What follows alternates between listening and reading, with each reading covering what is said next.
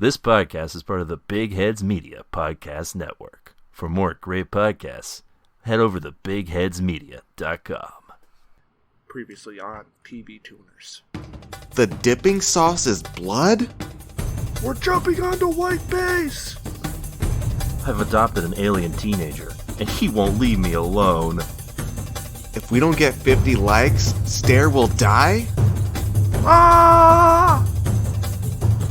Yeah, that's right. I have a ceiling titty. And now, TV Tuners continues.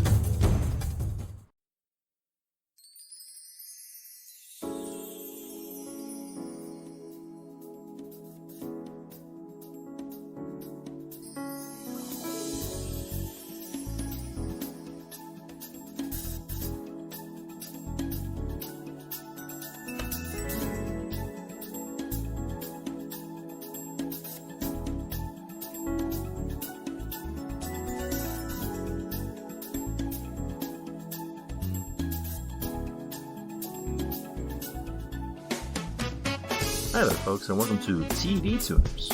It's a television podcast for the true fanatics. It's a weekly dive in the latest in TV news and reviews. I'm your host, Swanson. With me, as always, is my co-host and mysterious person who comments on everything, Stairmaster. I'm the Don't Master. Excuse me? Isn't that what the guy for the show was? Oh, okay. I just wasn't expecting you to have things that you knew about the show. I watched 30 seconds before you told me it was too late. Oh. Alright. Can you guess the gimmick of this episode, folks?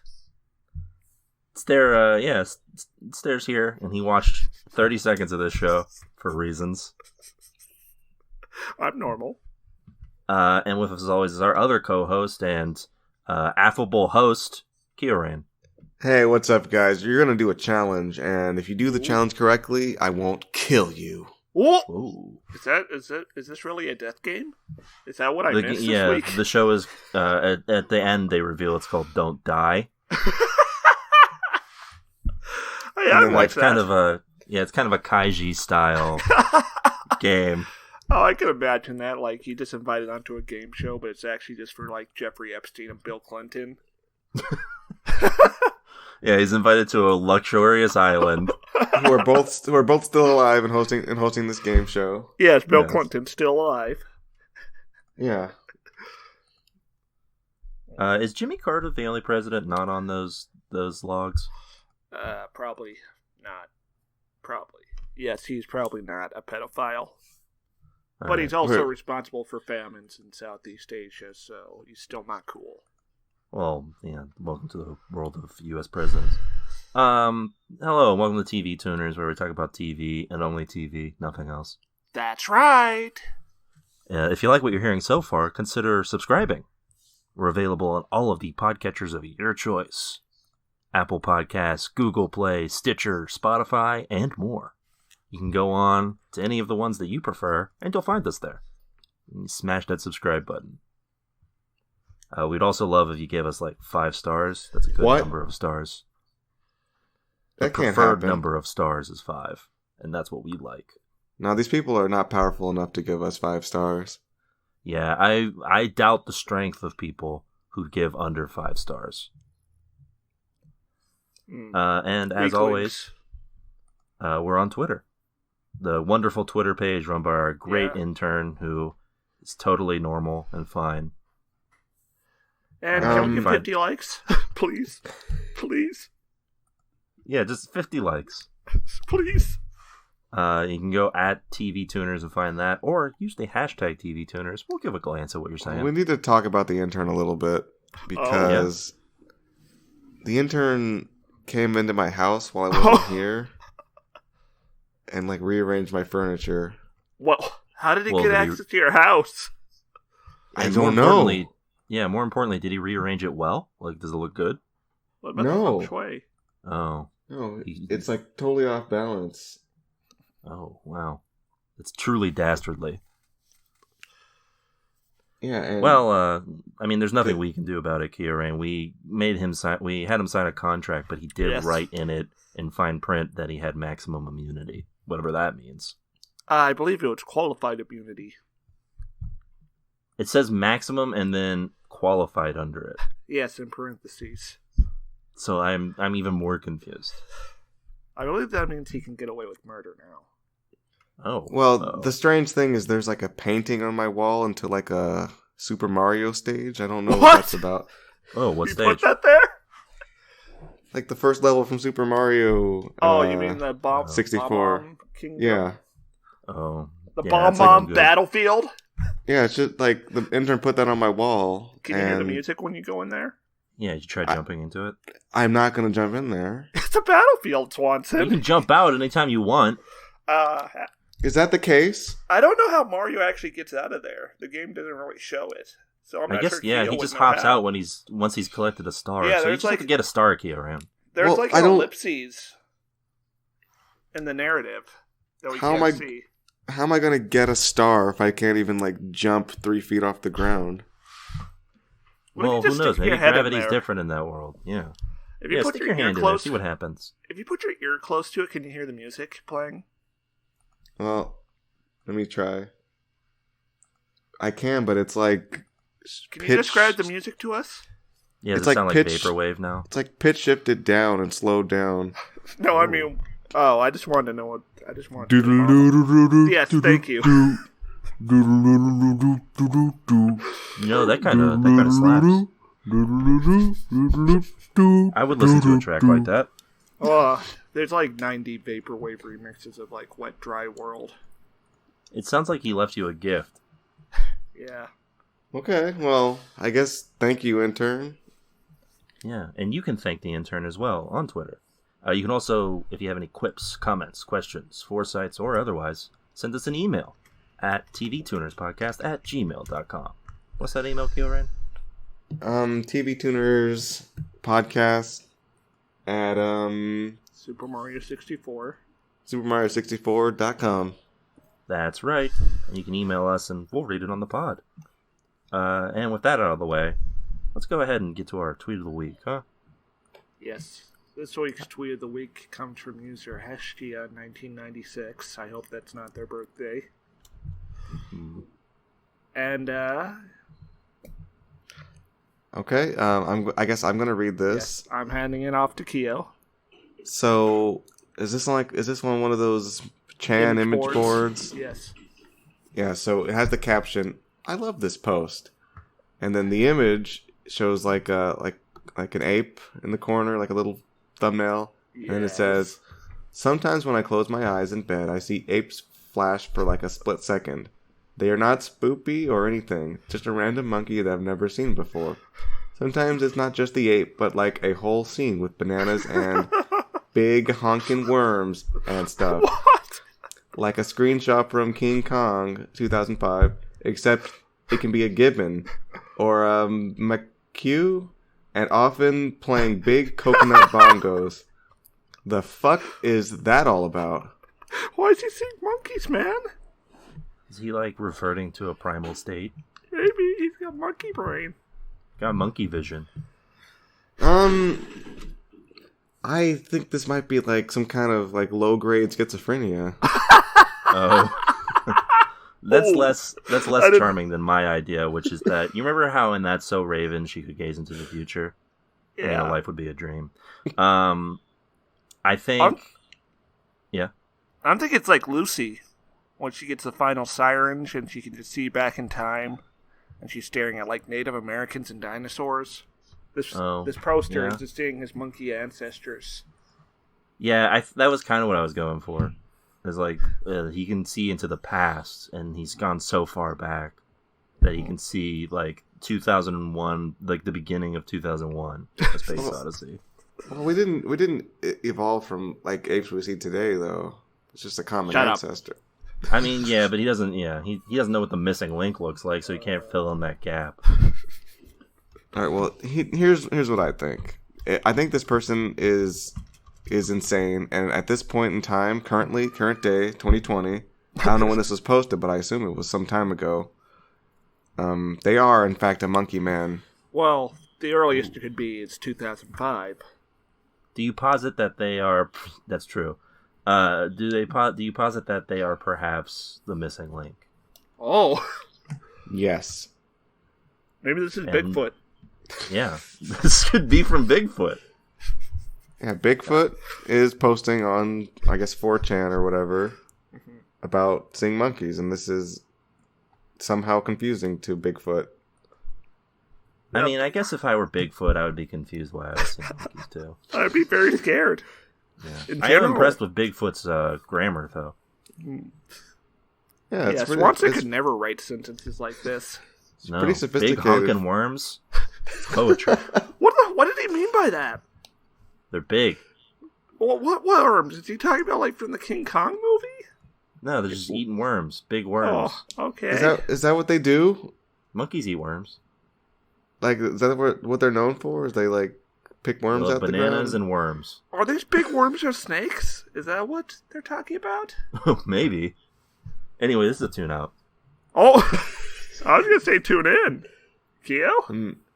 Well, it is a bit disturbing and also not very credible. Tune out. Oh, you did. Oh, yeah, that's a tune out to Hestia 1996. Better luck next time. And that's it for the tweet of the week this week. Let's move on, huh? I don't think I can. What you guys watched this week? Anything interesting? I watched The Transporter. Starring Jason Statham. There's a scene where he's in a mechanic's garage and he gets covered in grease oil, and all the guys that are trying to beat him up can't grab him because he's so slippery. So he's like the guy from Family Guy? Yes, Peter Griffin. That's right. Now, does Jason Statham say mum at all in this one? No, actually. Wow. Ooh. I think he talks about staying mum, but that's a different thing. That's going to be a tune-out from me, then. Yeah, Transporter, bad movie. 0 out of 10. Not interested. Now, how many of those are there? 3? Yes. And the third one is very badly edited. It has good... Like, the directing just ruins all the good choreography.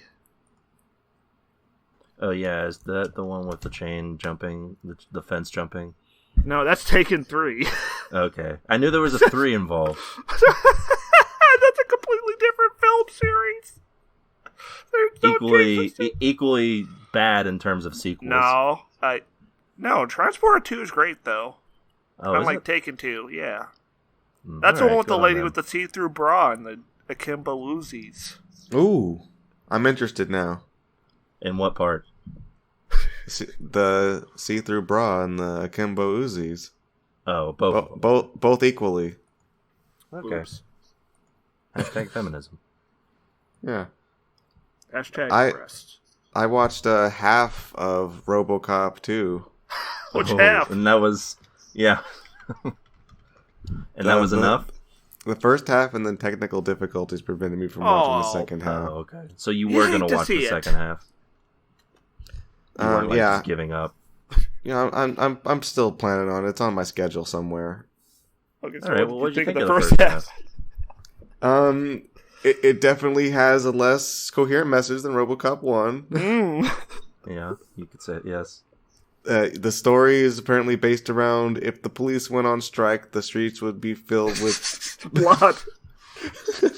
Yeah, just blood. Absolute like rampant crime. Like the opening scene is like some kind of Rube Goldberg contraption of people committing crimes. Yeah. The idea, I think, in the second one is that if there's all of these criminals who are waiting for the chance that the police will not be there, and at the moment that they're not there, they're like, "It's our time to shine, baby!" Even though, like, every criminal in Detroit at this point has a light machine gun and 2 rocket launchers. Yeah, so RoboCop just kind of goes around, like he's looking to solve some kind of drug thing, and it's like, okay, RoboCop's just being just a cop now. What was this drug called? Do you remember? I don't remember. It's like Psycho or something. Yeah, and it's being sold by this evil corporation, and they've got this kid. He's a kid. The shit kid. Oh yeah, the kid's like a genius or something. He's like a psychopath. He's got like an IQ of 300, like Dr. Robotnik. And he's pure evil. That kid was so fucked up. Oh, the drug was called Nuke, which is the most late 80s thing ever. Nuke. It was called Nuke? Yes! I didn't notice that. Name. I feel like that's a bad name for a drug. No one's going to want No. It's like how on The Wire they called it WMD. So yeah, we didn't get to it, but they were going to make a new RoboCop, but this RoboCop's just going to be a criminal. Yeah, they got like a Lawnmower Man type situation. The guy's trapped in the computer. Yeah. Yeah, it's pretty 3D polygon. Yeah, it got pretty like disturbing, the scene where they're making him. This is a fun fact. The last film directed by Irvin Kershner, the person who directed The Empire Strikes Back, among other things. Rest in peace. So what a film to go out on. It is pretty badass, though. Yeah. Yeah, it is, but it's like... I feel like the political message they were kind of getting across in RoboCop 1 was just like, yeah, we kind of finished that. Let's just have like a movie now. I like it when they have movies for me to watch. Yeah. Movies for Daddy. Yes. Daddy's not pleased. I don't know why exactly he stopped filming after RoboCop 2, but that was the last one. He said, I'm done after this. He was alive for like years afterwards. So. He completed his mission. That was his final task to complete. There's a film on here called The Flim Flam Man. That sounds like a homeless guy the RoboCop would beat up. Yeah, well, it's a fun movie. I was just kind of shocked at how quickly it went from like being subversive to just being rote. Yeah, exactly. Now, are you looking forward to watching RoboCop 3, Q? Ooh! That has the lady from The Shield in it. Oh, wait, Q never saw that. Never mind. Well, I am looking forward to finishing RoboCop 2, and then I'll decide if I'm going to watch RoboCop 3. Yeah. Now, as Stare shared last week, and the fact that I didn't know, but I want to repeat, this RoboCop 2 is written by comic book writer Frank Miller. Yes, who also wrote RoboCop versus the Terminator. As well as Dark Knight Returns and Batman Year One, and Daredevil. He's the creator of Bullseye and Elektra. He's also wrote Batman All-Stars, or All-Star Batman. Yeah. And The Dark Knight Strikes Again. The less said about those, the better. What a guy. He also said some stuff about Muslims. He'd be a fantastic training partner. Too bad he's on the side of evil. That's true. Yeah, Islamophobic is sort of the definite. Like, when you look up Islamophobic, Frank Miller is right next to it. He looks like Ghoul now. He looks like he's been grabbed by the ghoulies. He might have been. Alright, so that's what, like a partial tune-in? What? That's half a tune-in. Yeah, it's half a tune-in. I didn't even finish it, so I can't really say. This week I finished a show we watched at the beginning of the year, The Outsider. Which one was that again? Yeah, what was that about? That was the one with the little spooky man. He killed like a kid. Isn't that the everyone one? Everyone thought it was Jason Bateman. Oh, I thought The Outsider was like that book with Stay Gold Tony Boy. No, that's The Outsiders. Oh, okay. And also it's Pony Boy. Hey, Tony Boy, stay gold! Yeah. There's a guy named Johnny in that, which is sort of like Tony. Yeah? How so? They sound similar. Okay. I'll let that one just hang there for a sec. Yeah, The Outsider is pretty good. It gets the first episode we watched, I think we were mostly positive about, although it was a little slow. The next two episodes after that are pretty great. The acting is routinely good. It just doesn't feel like a horror show, which is odd given that it's a Stephen King adaptation. There's really not anything in the show that's like scary. or dreadful. Oh, that sucks. It's a lot of. It's also 10 episodes, which is, I would say, 3 episodes too long for the story that they're telling. So I hate it when they do that. I will say that the acting is on point. Almost everybody in the show is doing a fantastic job, and that is what keeps the pace moving when it's sometimes glacial. So that's a tune in. I think I would give it a light tune in. Yeah, it's an enjoyable experience, especially if you're a fan of Stephen King's work. Of course, being a fan of Stephen King's work, you should expect kind of a dip in quality by the end there. Never won the stick landings, is Stephen King. So did it reveal that Stairmaster was the doppelganger at the end? Oh no. That's right, yeah. That Stair is in fact the outsider.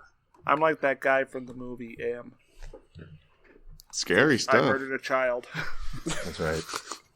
That's what that movie is about. Scary. But yeah, mostly pretty good stuff. I would say if you got time, go ahead. Give it a glance. All right. With that out of the way. Give it 5 stars on Apple iTunes. Was that a tune out on yours, Stair? What? Was Probably. that a tune in? On Transporter? I'm pretty sure it was a tune in. Yes, that was a tune in on the Transporter. Okay, I heard you sarcastically say 0 out of 10, so I wasn't sure if you That said never 2 out. happened. Redacted. Alright, well, with that out of the way, let's get to some news, huh? Oh? HBO's been kind of all over the place in streaming services, what with HBO Go, HBO Now, HBO Max. An HBO Advance, an HBO SP. Yeah, HBO Switch. HBO Final. Yeah, don't even get me started on HBO Vista.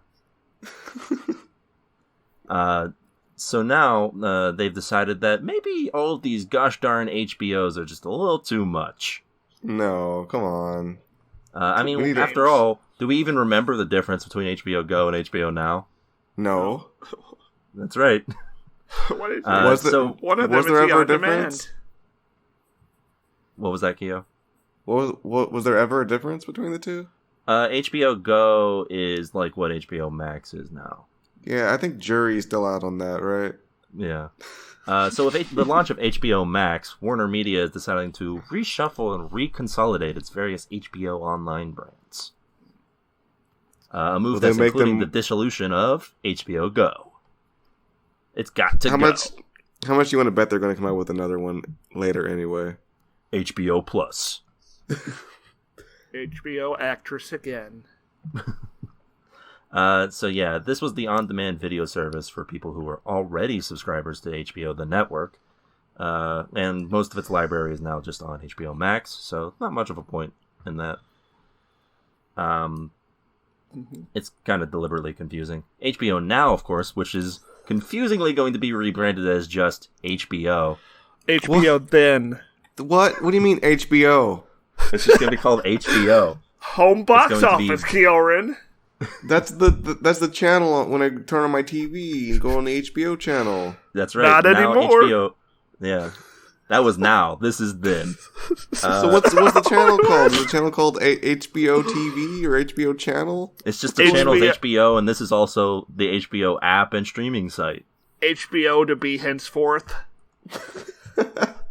HBO, which was HBO Now, will continue to be offered at the same price point as HBO Max, $14.99, just without all the extra Warner Bros. Stuff. So really no reason to have it. Great stuff, Swanson. I'm really glad you're on the board at HBO. You've been really fixing things up in there. Well, that's true. As people know, I have been recently assigned to the board of HBO. I am the CEO of Tits over at HBO. That's why you'll find lots of shows over there. Tons of tits. Wow, I'm envious of you, Swanson. I wish I was the chairman of Rest. Yeah. Well, maybe you can get in at like Showtime or Cinemax. Swanson, I'm hoping you can get like 5 minutes of breasts each episode of every show. Well, I tried. That was the problem with The Outsider. No breasts. That's why they contacted me. They need like a booby demon in that book, obviously. And that would be its name, of course. I am the booby demon.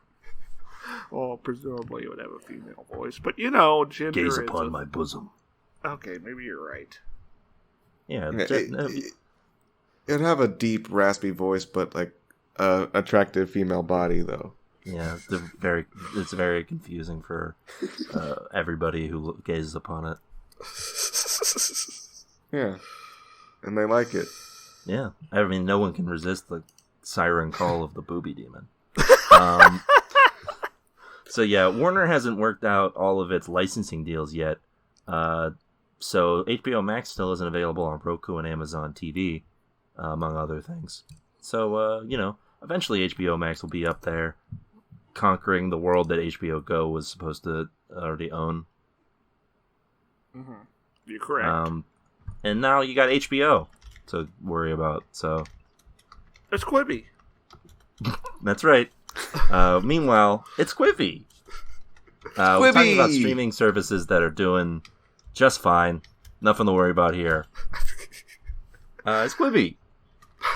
Quibi. Not a metaphor for our global economy right now. It's right. Quibi. We're slowly approaching 3 months since Quibi launched in April, and it's not doing so hot. 3 months. Okay. Ooh. It remains to be a telltale sign of maybe not launching a major streaming service with zero brand recognition during a pandemic, or at all. Yeah, that depends on your clientele going outside in order to have a use for the content. Now, recently there was a write-up in the Wall Street Journal, the paper of note, about what it refers to as of shit. What it refers to as a parade of ill-conceived decisions from CEOs Jeffrey Katzenberg and Meg Whitman. What's that up? have caused it to likely need millions of dollars to remain afloat. No, there's no way they're having a hard time. That's crazy stuff. Attention all gamers, Quibi needs your help. You can save Quibi by sending your parents' credit card number and the 3-digit security code on the back. Don't forget that expiration date. At AOL.com. Go, save Quibi today. Hey guys, it's me, Sonic the Hedgehog. Save Quibi. Sonic the Hedgehog, the mascot of Quibi. I would sign up. Maybe they'll bring back Sonic Says for Quibi. That'd make a perfect service. Like those little PSAs. Yeah, I feel like 5 to 10 minutes is a little too long for Sonic Says. It's gonna be about heavy shit, like child abuse. Sonic Says Black Lives Matter. Oh, we have to cancel him for saying to go to police officers. Sonic talk about good police officers? Yes. When? Sonic says that if you're being molested, sexually abused, you should probably tell a cop. The police officers could be like, "Why didn't you fight back?" Hey guys, Sonic Says sometimes those who wear badges are the same who joined forces. Those who work forces are often those who burn crosses. Hey, isn't that right, Tails? Tails would be like a Amy Klobuchar stan. Just imagine Sonic doing a Sonic Says about how there's no ethical consumption under capitalism. You got me fucked, Robotnik, if you think I'll see capitalism as anything other than the cancer killing the planet. Yeah. Ah! Wait, is Robotnik a capitalist? I hope so. Yes, he is. I guess. He's too greedy. He's very greedy. He doesn't really seem focused on money, though. No, it's just like he's just focused on the production of commodities, not comedy. Yeah, we're focused on the production of comedy. Oh man, did you see Dr. Robotnik at the Laugh Factory? I can't believe he said that. All of these hedgehogs. I guess he's exploiting the labor of the animals he's trapping in robots. Yeah, it's like 19th century England. He's like... he is, when you think about it, pretty imperialist. I mean, in the movie, he does overthrow the government in a third world country off screen. That's true, and it's only mentioned offhand.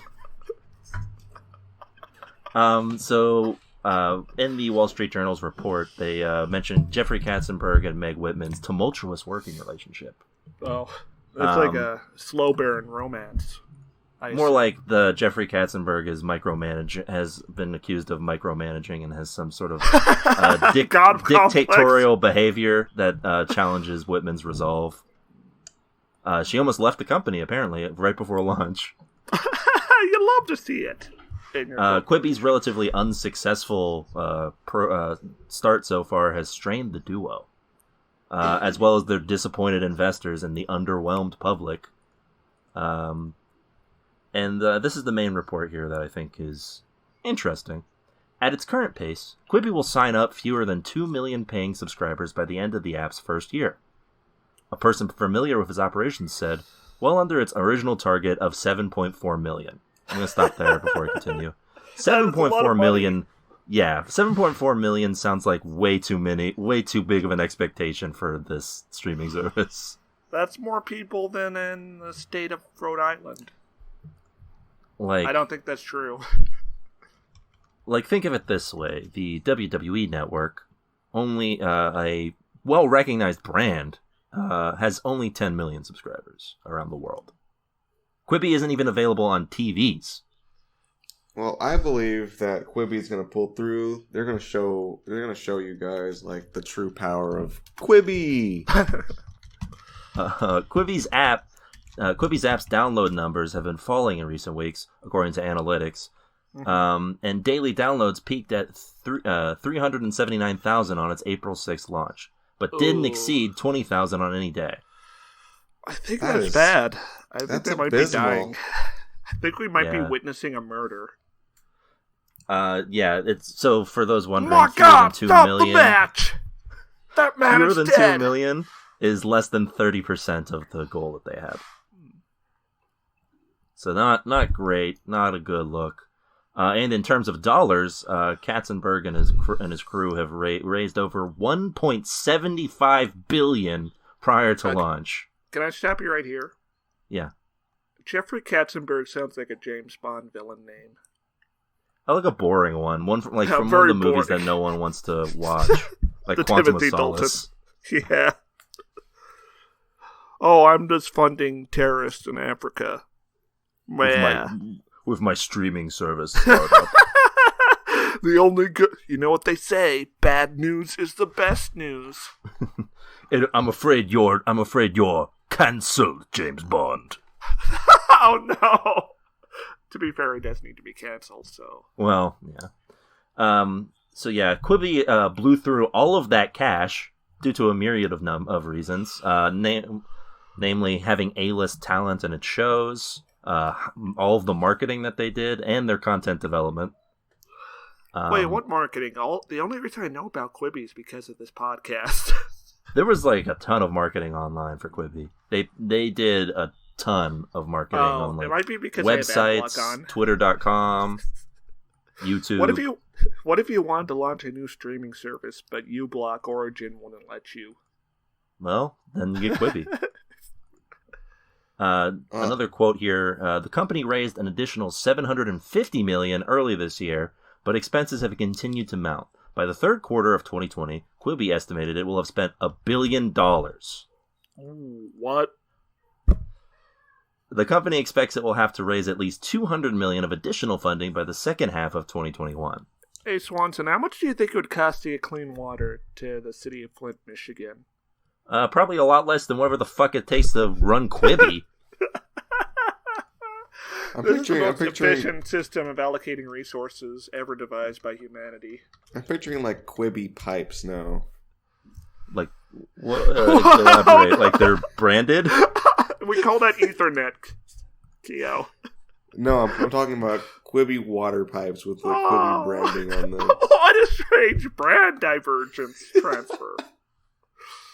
They just go, are they visible? No, but there's a big photo op of them putting them in the ground. This is a great day for America. So what? And a great day for Quibi. Oh no, the pipes just say Q on them, so people... no. Wait, hold on. Is Quibi the Q that they were talking about? Yes, Jeffrey Katzenberg is Q. He's from the future. He's here to tell us about He really is a Bond villain. What's the time travel? Have you heard of Q, Mr. Bond? I've finally woken up. Wow. I'm no longer a sheep. I'm red-pilled. I hate women now. Oh, well, not much has changed. I'm kidding. Ladies, DM me. So yeah, lots of love and appreciation. It looks like there's a lot going on here for Quibi to have to sort of keep its brand going. Another fun factoid that's not in this article, but I did think was interesting, is that Quibi actually has in their contracts with all of the shows that they have produced that they only have to be on Quibi for 2 years before people have the rights to use them again. So you only have to wait 2 years before seeing whatever shows are on Quibi in a different form. Judge Tegan or whatever it's called. Yeah. Also, this little fun note that I'm going to end out on before we move on. The executives wanted a name that captured the company's strategy. Katzenberg was initially partial to omakase, a term used to describe high-quality sushi selected by the chef. What? Miss Whitman wasn't in favor. The two agreed to set it aside. Okay. So, what do you think would have been the better name? Quibi or omakase? Omakase, by far. Yeah, I mean, because at least you'd have like weebs who'd check it out. I would think it's like an anime thing, though. Yeah. Well, you know it's excellent because it's got a Japanese name, despite being made by whiteies. Yeah, you gotta check. I would check it out. Someone would check it out. Like you would get at least like it sounds cyberpunk. 5 new. I would check it out, and I would find out that it's not anime, and then quickly turn around and run from it. It sounds like I'm in a Neil Gaiman novel. I mean, it would still have all of the other problems, like the fact that you'd have to watch it exclusively on your phone, and that it's horribly branded. Has no anime on it at all. Yeah, 0 anime. They should have commissioned like anime for Quibi at launch. I feel like it couldn't have cost more than the $1 billion they already spent. Maybe if they got the guy who voiced Char, that would cost a lot, but I don't know. No, you just get offer a high price. I don't know. He has a very distinctive voice. Yeah, that doesn't really. I don't know if that matches with a price tag though. $1 billion for his voice. Listen, Swanson's Char from Gundam. That's a big name, okay? Yeah, I guess that's true. So with that out of the way, let's go to something a little more current. You guys heard about this Donald Trump guy? What? What a guy. What a buffoon, right, guys? You know, sometimes I call him the buffoon-in-chief. There's a damn Cheeto in the White House. So, Showtime recently announced that it was going to do a mini-series based on James Comey's Trump book, where he did stuff, I guess. What did he do? Please tell us.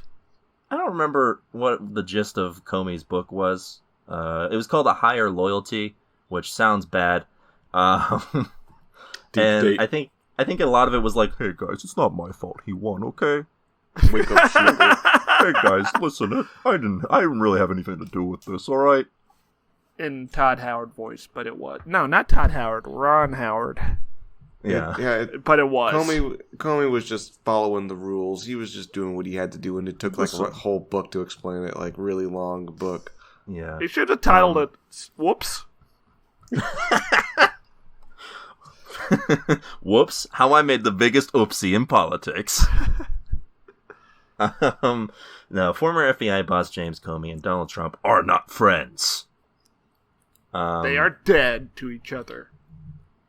And Showtime recently announced that the book adaptation, even more bafflingly named The Comey Rule, what? won't be airing until after the 2020 election. Like because they didn't have enough time, or because they didn't want to influence the election? Because they know Trump is going to win. MAGA. The timing of this premiere window, a specific date's not announced anyway, is sort of, I mean, I don't need to say it, right? It's kind of beyond the point of it. Like, when do you want to release this? When it's relevant? Yes. They're going to release it on Trump's second inauguration. Because that's a thing incumbent presidents do, right? Yes. Now, of course, this of course leads to speculation that maybe the Trump administration used its influence to push the series beyond that, but I don't know. I doubt it. Maybe, but I mean, like, it's probably just that they don't want to rustle any feathers. That chicken don't hunt.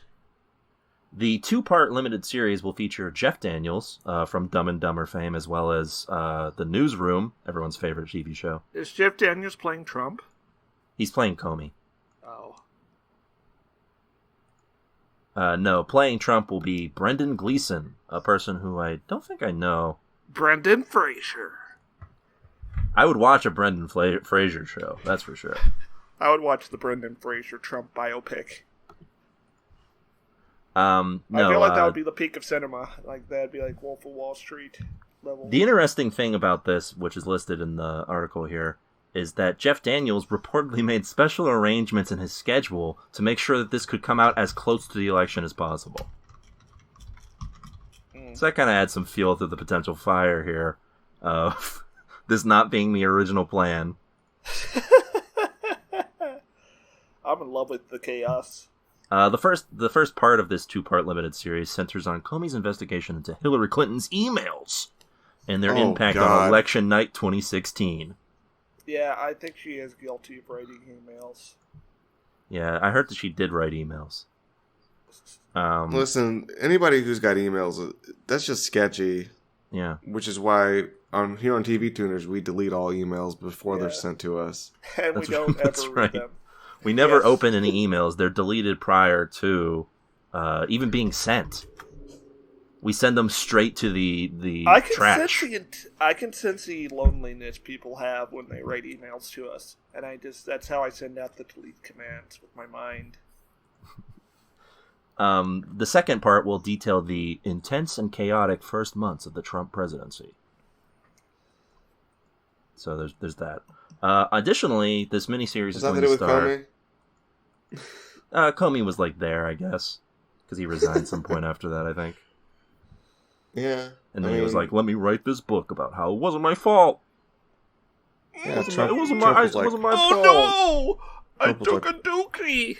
That's him. Give me your loyalty, my friend. And he was like, "It's like, nah, I'm not gonna do that. I'm gonna write a book about this later." And Trump was like, "Mortal enemy sworn." This is how conflict in America is resolved. Writing a book. Yeah, writing. Who just wrote a book again that no one should read? Bolton. Oh yeah, Adolf don't Hitler. read that book. Fuck that dude. If he really wanted to talk about it, he would have talked about it before. Yeah. Whenever people only do it when it's going to make them money, you should probably raise a couple eyebrows. Don't be like that. This series will also star Holly Hunter, Scoot McNairy, and Jonathan Banks. Scoot? Jonathan Banks? What's he doing here? Who's John? If Jonathan Banks plays Bolton, I'm going to lose my mind. He's gonna play Michael Pence. You don't want to do that, Donald. You always gotta respect the horse. Hello, mother. She's a fierce mare, Donald. Anyway, you gotta kneel and pray for at least 4 hours a day, Donald. You can look forward to this show sometime after the election, apparently, because no one has a spine in the world of Showtime. The world is a shit. 1985. Kill them all. 728 million sextillion dead cops. That should have been the name of James Comey's book. Yeah. All right. Well, with that out of the way, let's get to a segment near and dear to everybody's hearts. It's Trailer Blazers. Hit Already? the theme, Gio. Bo,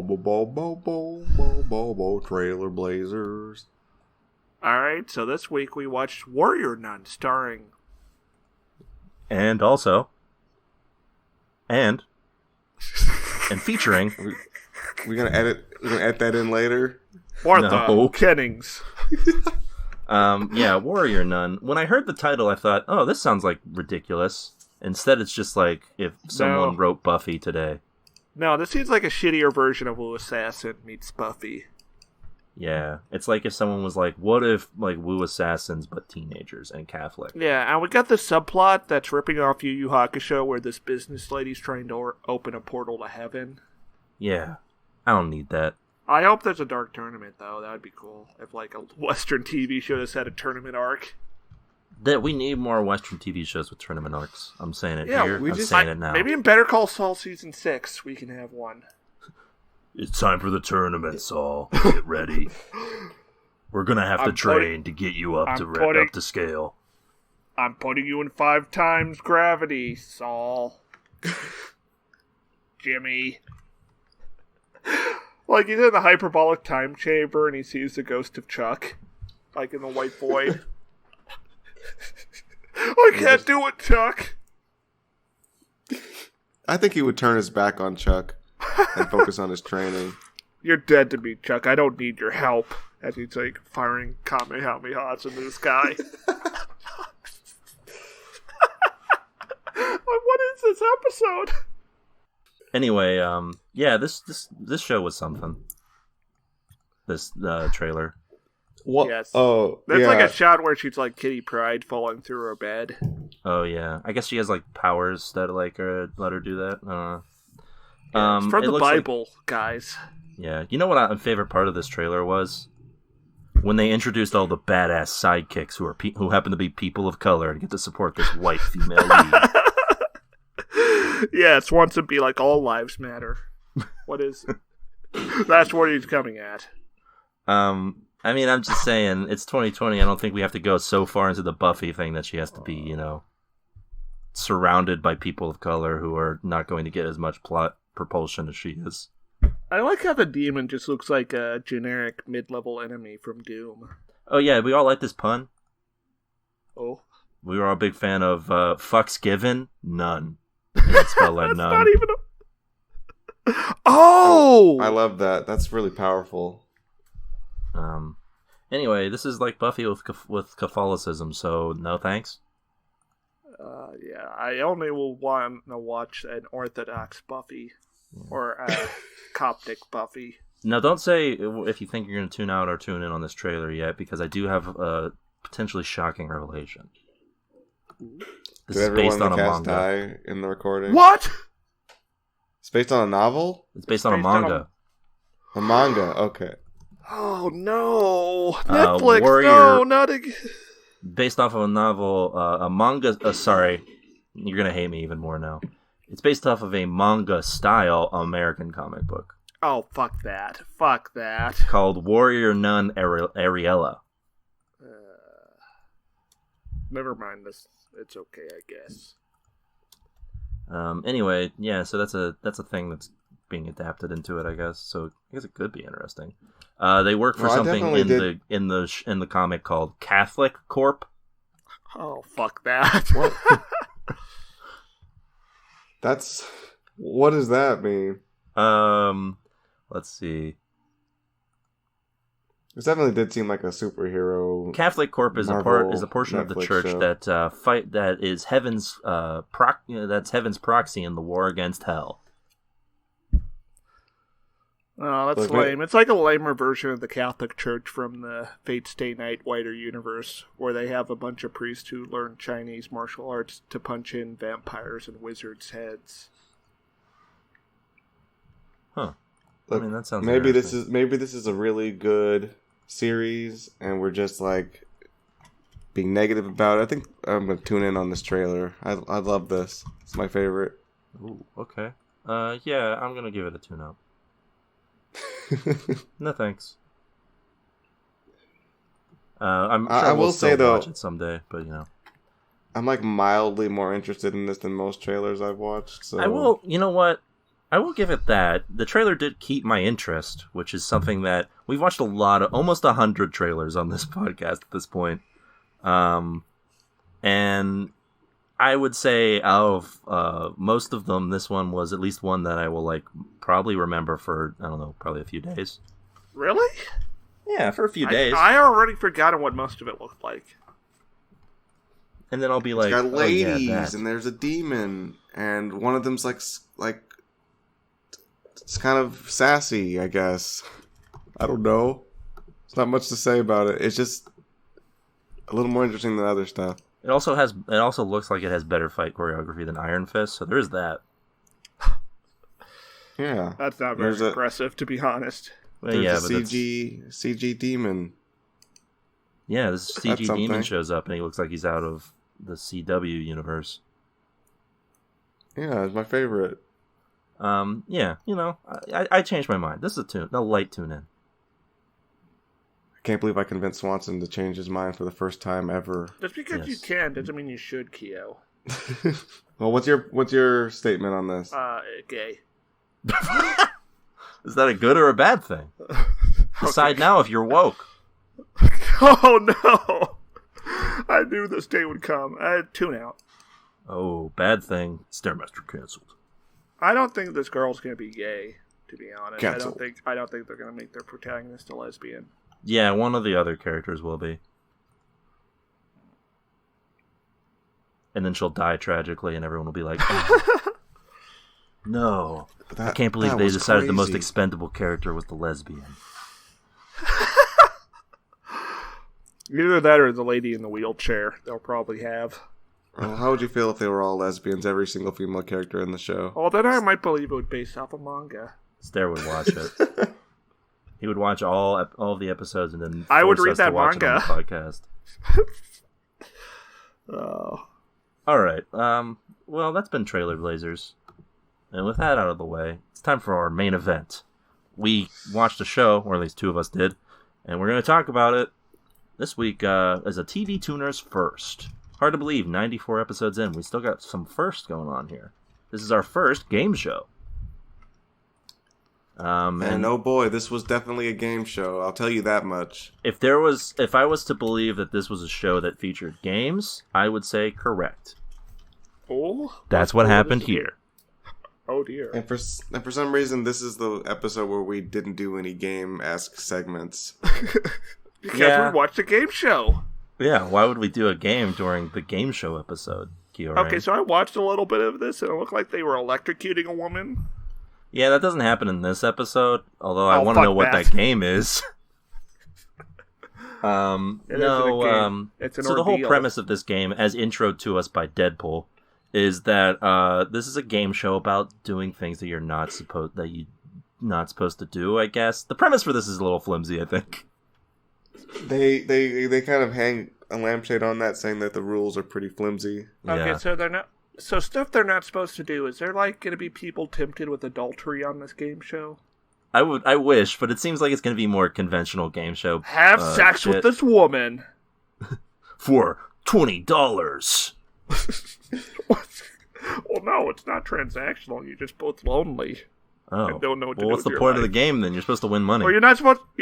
I guess you do win a prize for having sex with her, but the point is, she's not your wife. What if it's not sex, but they're gonna show you like the perfect anime waifu? You can't look. You But must if you last do, you 32 seconds looking at this. You must last 32 seconds listening to TV Tuner's podcast without coming. Impossible task. But that's not really sinful. No. Or, yeah. I mean, we don't tell people not to come listening to this program. Well, we don't tell them to do it either. Okay. We're completely neutral on whether or not you're coming while listening to this. Yeah, it's up to you to decide whether or not you want to finish this. So yeah. Deadpool is here introducing this game show, by which I mean Ryan Reynolds, and he's pretty much just doing Deadpool. He's wacky, apparently. He's making jokes. Yeah, so for Stairmaster, during the game, as he's playing a person known as the Don't Master, who, which is essentially him just doing, like, bits and during the game, making fun of the contestants sometimes. He'll make fun of the host, Adam Scott. Get his ass. It's kind of... it's weird. It's definitely weird, but it's also kind of vaguely entertaining.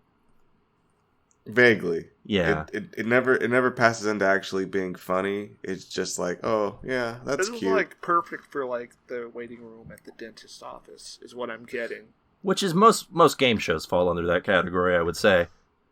like game shows are a tough category for one of the main reasons we haven't done a game show is because one, there's no like linear thing to discuss in a game show. And two, there's like the elements of a game show are sort of designed for like maximum like superficial entertainment, which if you've listened to this podcast enough, you know that we're not really searching for. Yeah, we are superficial entertainment. For you. Well, how about this, Swanson? We break down the different games in this show. That was what I was planning on doing, yeah. If Stare is, and we're going to see if Stare is impressed by the premise. We've created a plot where there was none. There are 4 games in this show, and first off, before we start, Keo, what are your opinions on the hosts of this show? Game show hosts are sort of, they tie the whole show together. How do you think Adam Scott did here? He's a little disconcerting. Yeah, I think his gaze is troubling. He's very good with the jokes that they write for him. But when he is like doing his game show stuff, it feels off. Yeah, I feel like his presence is a little threatening. Yeah, especially we'll get to it in the drinking game. But that one in particular feels like some weird torture that he's doing. Yeah, I'm getting like sex house vibes here from your description of Adam Scott. Yeah, it feels sort of like a non-parody version of Sex House. Oh dear God. Yeah, he's a host golem. Yeah. So this first game, which I think is the most egregious in terms of the concept, is called Don't Get Tired. Now, Stairmaster, before we say what happens in this game, what do you think is the game? They're going to be sleep deprived for a period of a week. Okay. They're going to be forced to listen to heavy metal like that guy in Panama that the government trapped in the embassy. So you're saying this game show is recorded over a lengthy period of time? And it's just like an hour. Yes. In front of a live studio audience, like it's guts. You're thinking of a Survivor type game show. Yes. Like a reality competition show. That's the vibe you got from the brief moment you saw of the show. Mm-hmm. Anything could happen. That's the magic of television. Yeah, okay. I guess so. So yeah, what actually happens is that this is a game where Adam Scott asks 3 of the 4 members of the family unit to answer a quiz question, a trivia question, if you will, and one of them will stand on either A, B, C, or D of a platform, and from that platform will launch tires, and the tires all fall into the all launch from where the wrong answers are. So if you're standing in the correct answer, you do not get hit by a tire. Holy fuck! It's a real life Mario Party minigame. Yeah, yeah. It sounds incredibly dangerous. How do you feel about this? I'm scared for their safety. But are you enticed? Are you entertained? A little bit. And if I was like a Roman and I had a bloodlust, I'd like to watch this. They're harmless, pathetic tires that don't actually kill anybody. So hold on. You want them to be real tires, though? Yes. Stair did a complete 180 the moment Kiyoray mentioned that these tires are safe. Hey, you want to see the tire slam into this guy, and he gets like bloody. You just hear crack. Yeah, instead of like mildly inconvenienced. No, I respect sincerity. I think if they're going to go for it, they should go for it. I think there's like laws they have to uphold in order to record this. Well, let's record it in international waters. Oh. Don't was filmed in international waters. Yeah, so Get Tired is the name of the game. Adam Scott answers you ask him a trivia question, like, what is the official word for hashtag? And if you get it wrong, then the guy gets hit with a tire and they don't get any money. And it's sort of like it's fine as a game. I feel like it's a bad first game for the show because it doesn't actually have anything to do with not doing something. Yeah, it's not resisting. Yeah, what the fuck? Resisting temptation at all. Yeah, the tires should be like They should be like giant donuts. So you want to get the answer wrong, but you have to resist it in order to get the prize. So hold on. Your idea here is that it's a giant donut that someone wants to eat. They're like glazed. They got sprinkles. I mean, that does sound good. But... Yeah, but you don't get a prize if you eat them because you're standing on the wrong answer where they land. All right. Yeah, I mean, I guess that's a mildly better version of this. This seems to be here, and I think the reason it's first is to, entice people to be like, oh, do you want to see these people get whacked in the face, don't you? Yeah, if they're going to do that, they should just start off with the lady getting electrocuted to death. Yeah. And then after that, they go to a commercial for a little bit, and they come back, and they've got Keo's soundboard? There's a brief gag where Adam Scott is picking a noise for what it's going to sound like when they come back and reveal the next game. And it is pretty much just the sound that Keo plays when it goes boom. Boom. You want me to demonstrate that, Swanson? Sure, if you want. Okay, I'll do it at a very inconvenient moment. Okay. So yeah, this next game is at least one where the don't applies here. Cool. The Garden of Sin. That's right. This next one is what was this? What was this one, Keo? Is this the drinking one?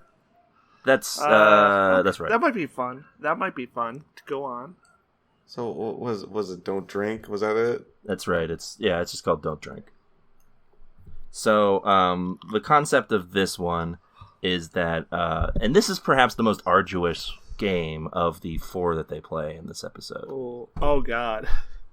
Because what it entails is the person will be on a treadmill under a heat lamp, and forced to eat various spicy foods, and then will be tempted with a cool glass of water, lemonade, or milk.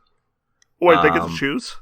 No, Adam Scott pours it out for them and stares the daggers into their hearts while he's like, "Do you want this water?"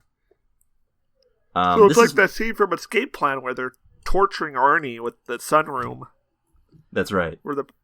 Where every wall's a lamp, and he can't escape the bright lights. Oh wait, no, sorry. This is the third game, but we'll get back to the second one. This is perhaps, I think, the most entertaining game of them. Mainly because we get to watch someone be tortured for a few minutes. Which, if that's not the point of a game show, I don't know what is.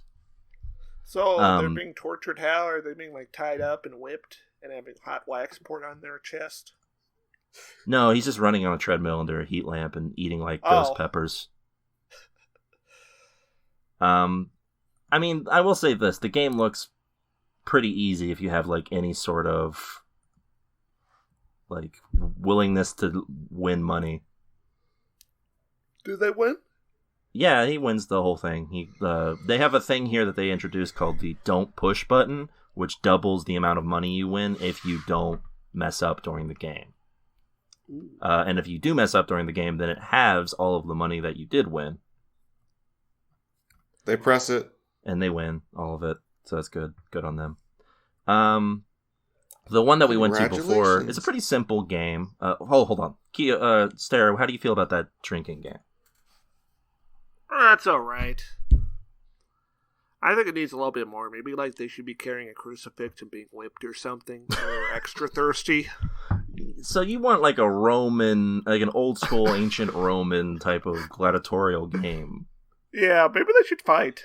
Or I guess maybe they shouldn't fight since it's called Don't. Yeah, don't. Maybe there should be maybe there's a challenge where you kill a man and you get $6 million, but murder is immoral. Okay, I just thought of an idea to spice this show up. Okay. At the beginning of the episode, they should make a point of hauling away the corpses of the previous contestants. Yes. The set. Keo, you need a soundboard clip of someone saying yes. All right. Yeah, preferably M. Yes. Yes. There you go. Yeah. So yeah, the second game, which we skipped, and there are actually 5 because I forgot all about this one. It's pretty standard. This one is called Don't Blink. I assume they have their eyeballs stretched open. No, eyelids. no, it's No. not a Clockwork Orange situation going on in this one. There's no actual torture implements except for, I guess, a treadmill. Like, imagine you're on this game show. Well, and in they're the contraption at strap the end. in, contestant. And then the lights dim, and you see like Kiefer Sutherland walk in, and he's holding a power drill. I feel like I wouldn't want to watch that. I don't think I'd want to either. So Don't Blink is pretty standard. The team starts off with $28,000, but each time they blink, they lose money of $500 at a time. Each time they blink, you have to not blink for a solid minute. Some of these people blink like immediately. It's amazing. There's people who blink 6 times, but then there's one lady who doesn't blink at all. Very impressive. She is carried. Yeah, very impressive and also terrifying to look at. To watch someone not blink for a minute is unsettling. It's not like extreme HD close-up of their eyes, and you can see the tears pouring down them. I wish they would do something like that. Instead, they're all in like 4-panel display, so you can watch them blink and not blink. Yeah, it should be a 4-panel display of all their eyes. Well, yeah, instead it's all their faces, but it should just be their eyes. That would be much, much better. And we need higher stakes on this. Somebody needs to die. Like whoever blinks the most dies. Maybe if they killed off Adam Scott in the first episode, that'd be very shocking. Oh, yeah. You wouldn't expect the game show host to die in the first episode. It'd be like when Lost. when Vic Mackey kills that guy at the end of the first episode of The Shield. Yeah. Yeah, it's revealed that if they make too much money, the host is executed. No! Yeah, they've just got people I had waiting so much in the back. time! Like, yeah, Giancarlo Esposito just comes out of the shadows and slits his throat with a box cutter. This is acceptable. So yeah, I think, what would be a good idea for this game show, is if each game, if one of the contestants did something wrong, they leave, and then you slowly whittle it down until there's one dude left trying to win the money for his team. Kaiji style. It would have added some more stakes. Yeah. And then in the final game, the last person watches as all 3 of the other contestants are like hanging perilously above like the recording studio, and like on like pillars that are like set to fall off if they get something wrong. That's some real drama. Yeah, I'd watch that. Yeah. So the next game that they play, the third game here, fourth game, sorry, is incredibly strange. Perhaps the strangest. Ooh, it's called Don't Use Foul Language. Now, Sarah, what would you think this is? Okay, so I'm assuming they're like sitting the contestants down, and then like somehow they drop a hammer on their feet, and if they swear, they lose. That would be something, I guess. Like they're actually wounding them. Okay, so the challenge is they're not supposed to say the N-word. Oh, okay. But they're at the Laugh Factory and someone keeps heckling them. like saying they're not funny. I think what they would do is they would show like a flash on a screen in front of them, a picture of a black guy, and they have to not scream the N-word. Also, Stare, before I tell you Adam Scott's just like, don't scream the N-word. And you hear the clicking talk music. Are you saying it? Clock music. I just want to clarify, are you saying the N-word? Yeah, Barack Obama comes out and stares at them. Are you going to say the N-word? Now, Stare, I want to get a clarification from you before I reveal what this game is. What did you think of Don't Blink? Bad. Okay. So this one, Don't Use Foul Language, is the contestants are shown pictures of a celebrity, and they have to determine if the celebrity's name is also a bird name. What? Yeah, it's just a trivia game. Fuck where you have to know celebrity names. But what about swearing? No, there's no swearing. It's just you have to guess if they're a bird or not. It's really weird and sort of against the point of the game. What's the don't they're supposed to be doing? That's the thing. Like, 2 of these games, and then are actually have to deal with like don't do something, and then the other 3 are just like wacky game show games. So it feels like a weird mix. So what do you think of that one, Stare? Oh, that sounds very disappointing. Like, there's so much wasted potential. That seems like that's the whole thesis of the show. Are they out of ideas on episode 1 of the show? Yeah, I don't know, because I'm looking at the Wikipedia page. There are some other games listed. Do you want me to read some of these games? Sure. All right. Don't budge. One member of the team stands behind a clear plexiglass shield while wearing a helmet with several pins on it. Above the player will be 3 balloons that they must try to avoid popping while the host fires items from a slingshot at them. How about a game called Don't Bulge, and your goal is not to get a boner? That could also be one. And then just like a zoom in on their crouch. Yeah. If they stand still and avoid popping any of the balloons, the team banks 4,000 for each item.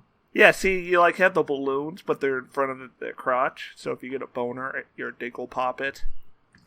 Now, what do you think about that Don't Budge game, Kyo and Stare?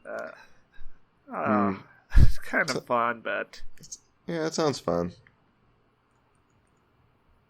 The balloon should be filled with something dangerous, like acid. Yeah, right. I was thinking bees. Couldn't a bee just pop a balloon? That would be a big problem, wouldn't it? The bees have escaped. This is a beekeeper. Do not call pest control. I am. Okay, we have one here called Don't Stop. The team faces 4 ramps with a stop sign at the top of each. The team chooses one player to be the runner and is asked a trivia question with multiple choices and only one correct answer.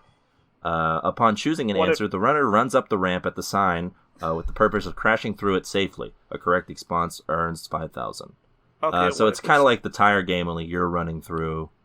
It's the same as the tire game. There's ramps with trivia. What if Don't Stop? It was Don't Stop having sex, and you're having sex with someone, but they have a lot of stamina, and you have to match it. So you gotta keep going. Yes, you're having sex with Adam Scott.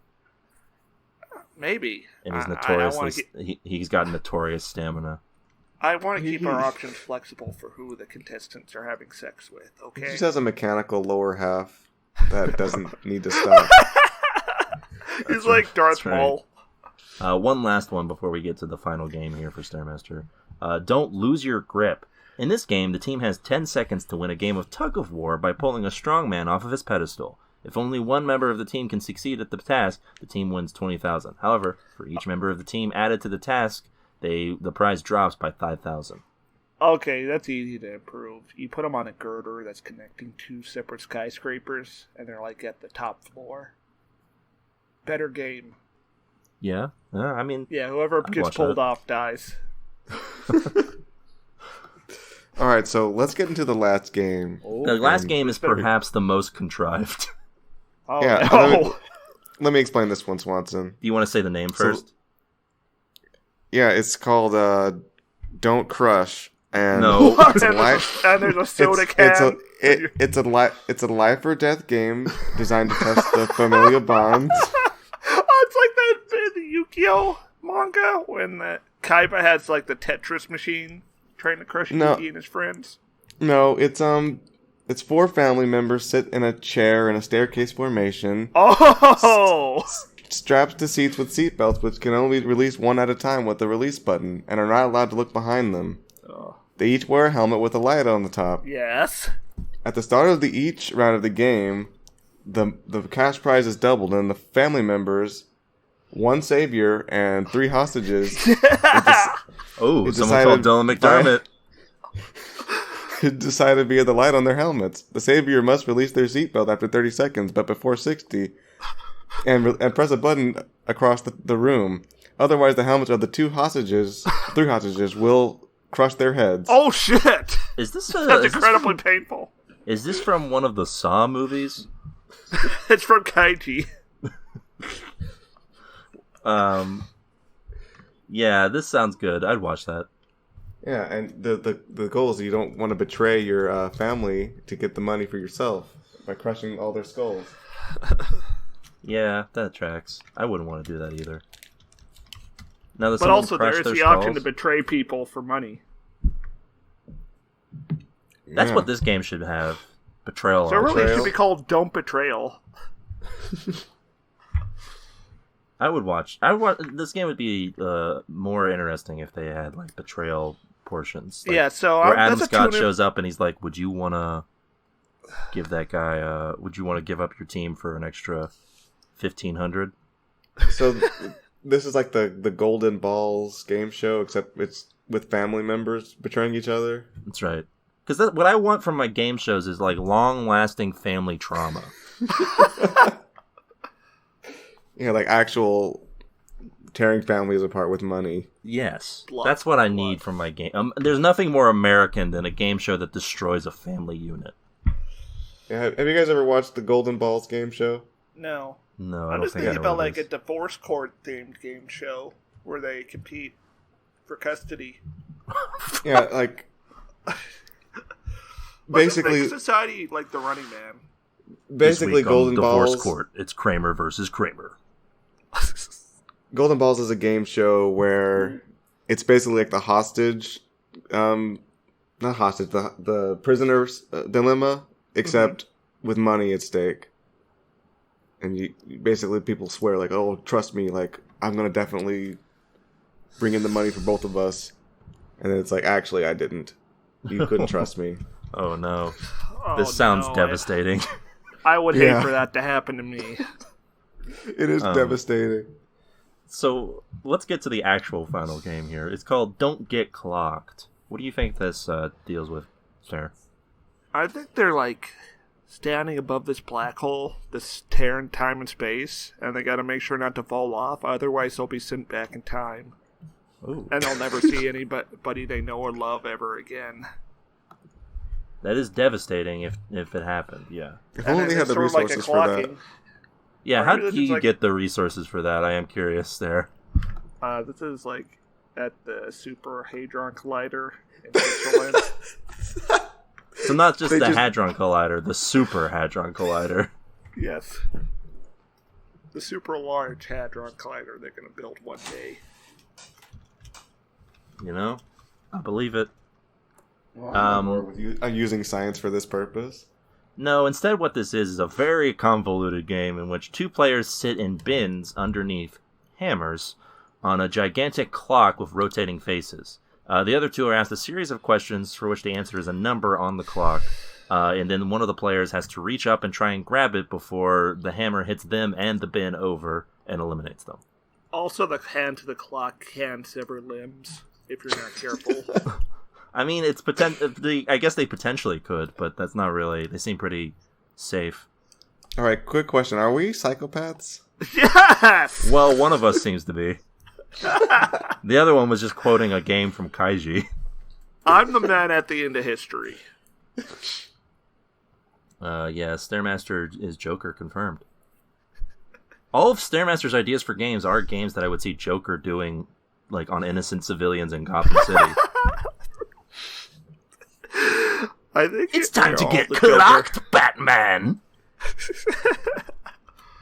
Yeah, he would say that. That's true. Yeah. He would also say, like, don't get tired, Batman! You just roll a comically large tire into Batman. Yeah, he wouldn't say don't use foul language, though. Even the Joker wouldn't stoop that low. He's saying don't get tired, and then Batman has to fight Truckman, a man who's half truck. Ooh. And not to be confused with Truck Norris. No, shut the fuck up. Shut the fuck up, you little bitch. What? I was just saying. You don't know what you're fucking... I swear to God, Swanson, I will take you straight to the curb.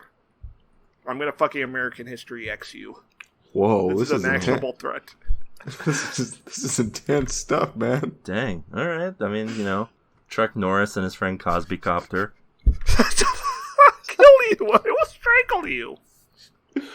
You think you can kill Swanson, Stair? You're gonna be like going to bed, and you're gonna go into your bathroom, and you're gonna see me in the mirror behind you, and then I'll be lights out. You scared, Swanson? I mean, I'd be scared if Keo was in my bathroom, because Keo has murderous intent in his eyes. Stairmaster would get, like, a tummy ache. Oh, my tummy! Like, he would come towards me with a knife, and then he would be like, "Stommy!" I'd be like, "Oh, Fox! Die!" He would approach you from behind and just give you, like, a hug and like, kiss you on the neck or something. Yeah, that makes sense. Yeah, he probably would. Hey, babe. So yeah, this game is real convoluted, and mainly it's there to see if you want to watch people like fall over. I guess that is like pretty fun. The main but joy maybe of there it. should be lava or a time portal. A time portal. Yes. As previously mentioned in my idea for Don't Get Clocked. Like they get knocked into a time portal. Yes. Okay. Maybe they could have cameras follow them. Oh what yeah, if for like it's some digital content. Maybe they fall in the time portal, and then there's like this T-800 skeletons walking towards them, and they're blasted apart with plasma rifles. What if there's a timer, and there's like a sniper next to the timer, and if it counts down to 0, we just start shooting? Oh my god! Dang. Like that. It's like that Onion TED Talk parody where the sniper kills a guy giving the TED Talk. Yeah. There's everyone applauds him. No, Sarah, what do you think of day? What do you think of this game? The one Kia's talking about, I'm in favor of it. The actual game. Oh, it sucks ass. Oh, okay. But not in a cool gay way. Not in like a cool sex way. Stairs come around. Now he sounds woke. I don't know what like to get an here. angry video game nerd way. That kind of gay. No. I mean the sucking ass way. Oh. Yeah, that's pretty much the end of the game show. Like, the team wins a bunch of money, and he's just like, he's just like, good job, everybody. Oh, we forgot to mention that all these people are from Brooklyn. I feel like Stair would have got some mileage out of that. I'm Tony Pisano. Yeah, they're all excessively Brooklyn. Keep Brooklyn strange. They say, oh, hey, whoa. Hey, I'm all backed up, but it's don't come. Whoa. What am I gonna do? $5,000 more in my pocket. Hey, I'm Timothy Dalton. Anyway, that's pretty much the end of the show. Stair, how'd that sound to you? Yeah, I'm not gonna watch that. I'm just going to keep doing what I'm doing, which is watching Mobile Suit Gundam or The Origin instead. I was going to say, aren't you done with Mobile Suit Gundam? No, I was done with Zeta, and then I watched Char's Counterattack, and now I'm watching The Origin, which is like a prequel series of short films. All right. To the original series. Well, it sounds like Stair's on a tune-out, so let's go with the two people who did watch it. Keo, what are your thoughts on this, bad boy? But in The Origin, you get to see Char play basketball. Okay, does he win? He gets a slam dunk, yeah. Oh, dang. Obama couldn't even do that. I would never go out of my way to watch this. Tune out. Ooh. I guess I'm going to be the lone dissenter here. Mainly because it's a game show. Game shows are mainly designed for, like, fluff entertainment. But you gotta have loyalty. You gotta have consistency. You gotta have ethics. You gotta commit to your bit. Yeah, I guess this game doesn't commit enough to the bit. I found it mildly charming, but... Yeah, I mean, on Wheel of Fortune, there's a fucking wheel. And they spin that wheel a lot. It's true. There should be, like, It's true. Only 2 of the 5 games in here actually have to deal with, like, not doing something. So that's kind of... Yes, and Adam Scott should dress up like the devil or something. Yeah. There should be like an the angel big and a fat devil. red guy in Count Chicken. Just nuded in body paint. So I think I'm going to have to don't tune in. Now he's got a surgically enhanced ass. He bounces around on it. Yeah. Yeah, I'm going to don't tune in on this one. Yeah, that's a don't tune in from us. Yeah.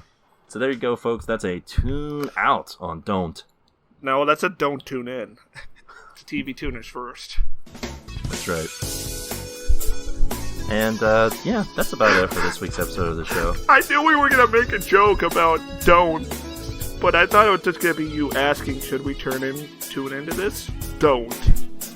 No, instead of we went don't for the... tune in being an official rating.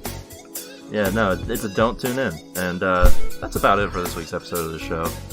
We'll be back next week with more TV goodness. Until then, keep watching. Bye. It's over. Froggy, I found you. Hey folks, it's time for the TV Tuners Fact of the Week. I don't have one this week. Hey folks, it's time for the TV Tuners Fact of the Week. Did you know that Keo is the father of a child out of wedlock?